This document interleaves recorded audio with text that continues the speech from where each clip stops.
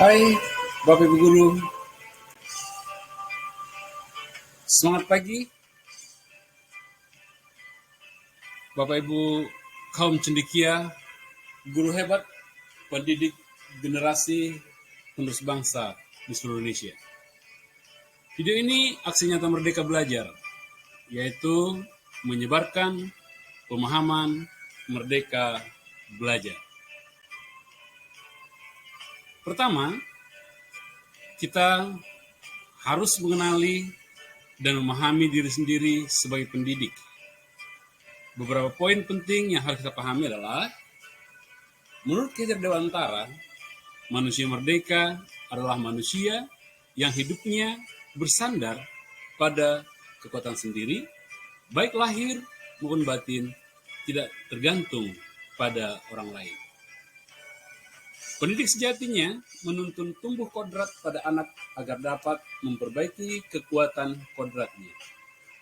Salah satu contoh penerapan Merdeka Belajar yaitu mempercayakan murid-murid untuk bekerja dengan mandiri dan membimbingnya di saat membutuhkan bantuan. Seorang pendidik harus mampu memahami peran diri sebagai pendidik, membuat perencanaan kegiatan belajar adaptif, yaitu relevan dengan tujuan belajar murid-murid.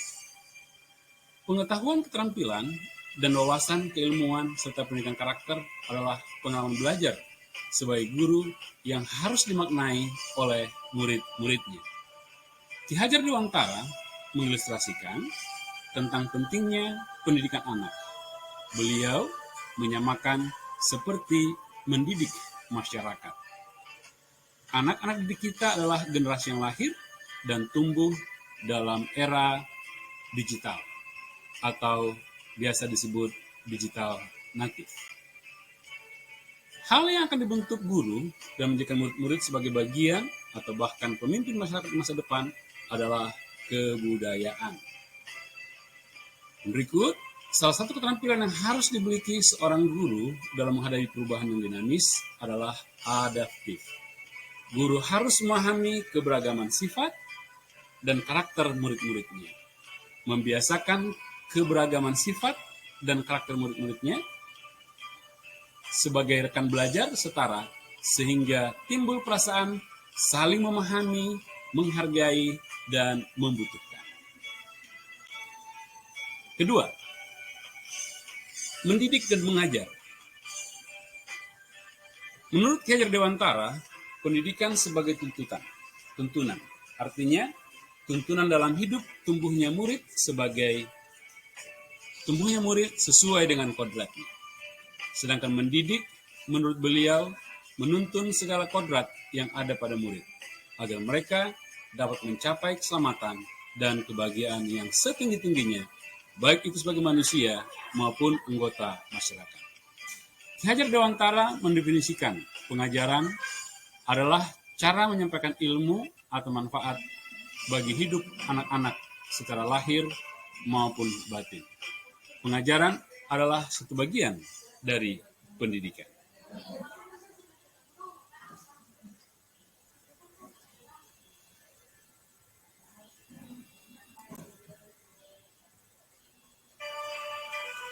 Pembelajaran tidak hanya fokus pada orientasi kognitif saja, karena dapat menyebabkan perkembangan kecakapan emosi dan sosial murid terabaikan. Menurut Ki Hajar Dewantara, sistem pendidikan Barat mengedepankan rasio dan ilmu pengetahuan tanpa adanya pendidikan emosional dan olah rasa. Dasar utama yang diceritakan Ki Hajar Dewantara untuk mencapai keluhuran manusia, nusa dan bangsa adalah kemerdekaan setiap murid untuk mampu mengatur dirinya sendiri agar berpikir merdeka dalam ketertiban bersama, berperasaan, dan dapat bekerja berdasarkan kehendak. Sifat pendidikan bangsa kita, menurut Ki Hajar Dewantara, adalah humanis, kerakyatan, dan kebangsaan. Tanda manusia merdeka, menurut Ki Hajar Dewantara, adalah berdaya, berbudi pekerti, berkuasa atas kehendak sendiri. Pengembangan budi pekerti, olah rasa, karakter, pikiran, olah pikir, dan jasmani olahraga murid melalui pendidikan tidak dapat dipisahkan karena membuat diri menjadi seimbang. Ketiga, mendampingi murid dengan utuh dan menyeluruh. Beberapa poin penting yang harus kita pahami adalah, menurut Ki Hajar Dewantara, kodrat, keadaan terdiri dari kodrat alam dan kodrat zaman. Untuk menguatkan kekuatan-kekuatan kodratnya, diperlukan peran guru sebagai fasilitator dan pembelajaran kontekstual. Yang berikut, untuk mengembangkan sifat pendidikan, Ki Hajar Dewantara mengenalkan asa trikon, yaitu continue, pengembangan yang dilakukan harus berkesinambungan, dilakukan secara terus-menerus dengan perencanaan yang baik. Convergent, pengembangan yang dilakukan dapat mengambil dari berbagai sumber di luar, bahkan dari praktik pendidikan luar negeri. Konsentris, pengembangan pendidikan yang dilakukan harus tetap berdasarkan kepribadian kita sendiri. Keempat, mendidik dan melatih kecerdasan budi pekerti. Poin penting yang harus kita pahami adalah, menurut Ki Hajar Dewantara, menganggap bahwa budi pekerti adalah kemampuan kodrat manusia atau individu yang berkaitan dengan bagian biologis dan berperan menentukan karakter seseorang. Bagian biologis tersebut diantaranya rasa takut, cemas, percaya diri. Budi pekerti menurut Ki Hajar Dewantara yaitu bulatnya jiwa manusia yang merupakan hasil dari bersatunya gerak pikiran, perasaan, atau kemauan sehingga menimbulkan tenaga. Budi pekerti merupakan perpaduan dari cipta, karsa, dan rasa. Teori konvergensi didasarkan atas dua teori, yaitu teori tabula rasa dan teori negatif.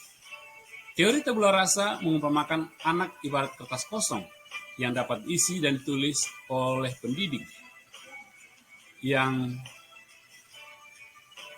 dengan pengetahuan dan wawasan yang diinginkan pendidik. Ki Hajar Dewantara membagi budi pekerti menjadi dua, yaitu biologis dan inteligible.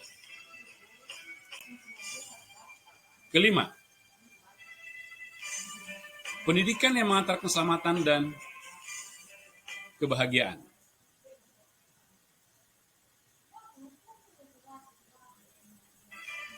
Sistem Amon Ki Hajar Dewantara merupakan metode yang sesuai untuk pendidikan karena merupakan metode pengajaran dan pendidikan yang didasarkan pada asih, asah, dan asuh. Care, dedication, based on love. 3 sistem Amon yang menjadi prinsip Ki Hajar Dewantara. Ingarso, sung tulodo, atau di depan kita memberi contoh. Ingmadia mangun karso, atau di tengah membangun prakarsa dan bekerja sama. Yang ketiga, tuturi handayani, atau di belakang memberi semangat dan dorongan.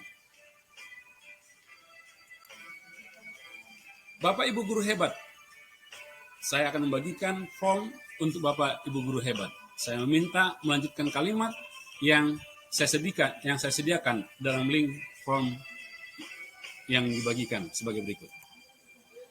Kalimatnya adalah dari paparan sampaikan. Sebelumnya saya pikir, Bapak Ibu isi titik-titik, ternyata titik-titik.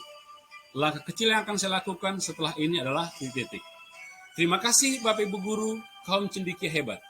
Semangat melayani generasi penerus bangsa.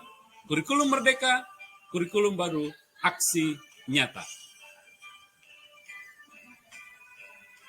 Terima kasih.